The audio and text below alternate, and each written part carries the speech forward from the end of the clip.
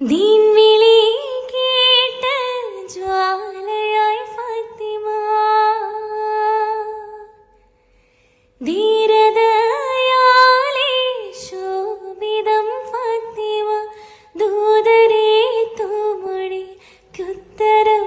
ഫാത്തിമ, ദാനമായി ജീവിതം നൽകിയ ഫാത്തിമ, ആകെയും ലോകം വാഴ്ത്തിടും ഫാത്തിമ. അശറഫുൽ അംബിയ രാജാവിൻ പൂമകൾ ഫാത്തിമത്ത് സുഹ്റാ, ഇമ്പപ്പൂവഴകായി